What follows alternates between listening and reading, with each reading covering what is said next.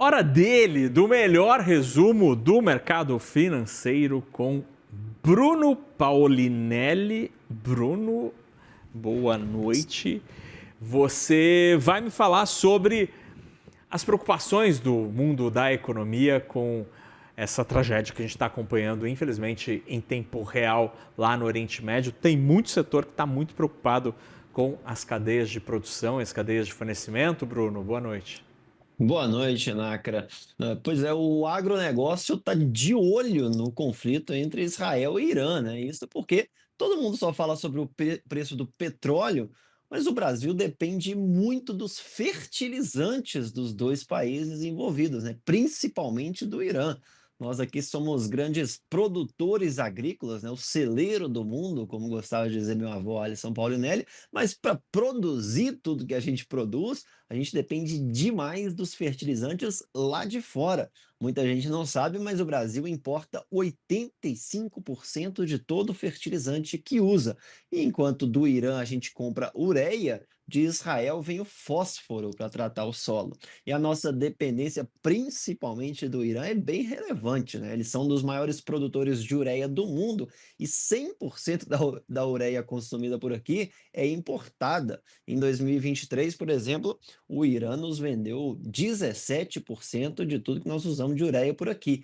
E nessa quantidade é difícil encontrar um país substituto, né? Para piorar a situação, pelo calendário agro, estamos em metade de junho, a turma já está entrando ali no período de começar a olhar a compra de insumo para a próxima safra, né? Que começa a ser plantada a partir de setembro.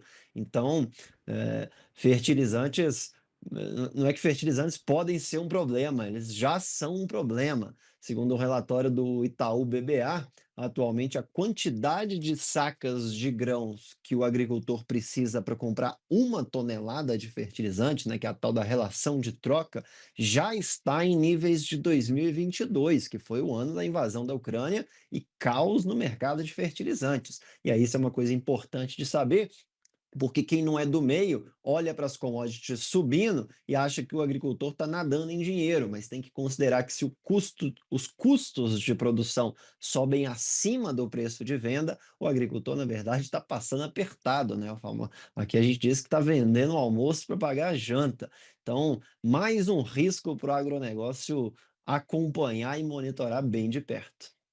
E, Bruno, na sexta-feira o mercado entrou em parafuso com a disparada do preço do petróleo. Subiu. Hoje até caiu um pouquinho, né? Porque talvez, tomara, o povo lá sente e negocie um cessar-fogo. Agora, tem uma outra história que teve uma alta que foi muito maior do que os 7% do petróleo e que é meio preocupante essa história, né?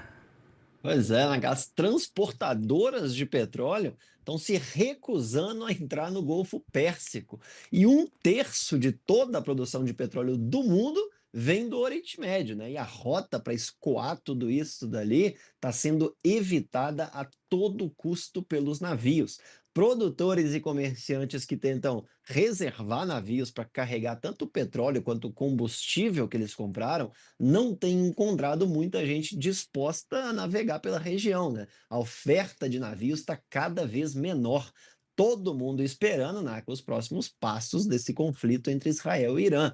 E com isso, o preço do frete está disparando. Se você pega uma rota de referência para superpetroleiros ali, como do Oriente Médio para a China, os preços subiram até 30% em uma semana.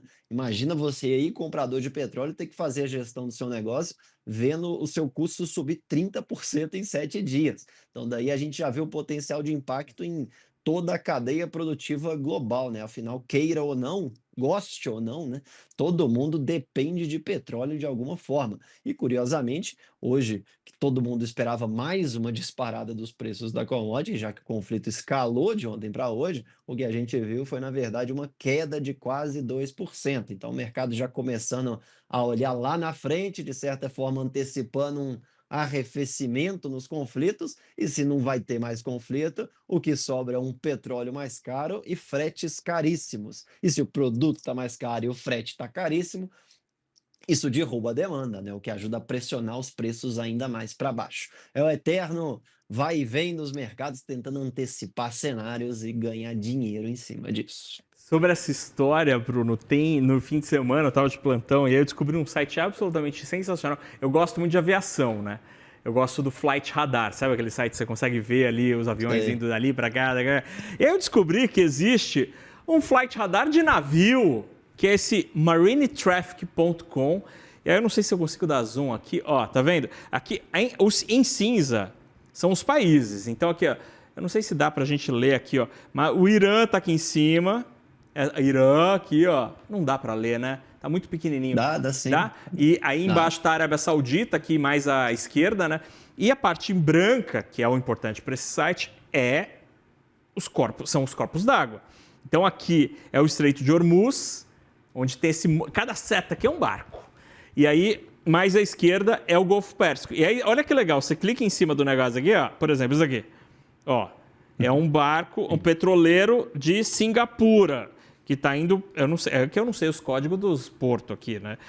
Se fosse de aeroporto era mais fácil. E aí aqui, ó, tem um outro aqui, ó, esse daqui é um petroleiro que está indo para o Japão aqui, ó, saindo de Oman indo para o Japão. É super interessante este site em que dá para você ver o fluxo em tempo real dos navios. Não é publi, é interessante, é por isso que eu estou falando aqui.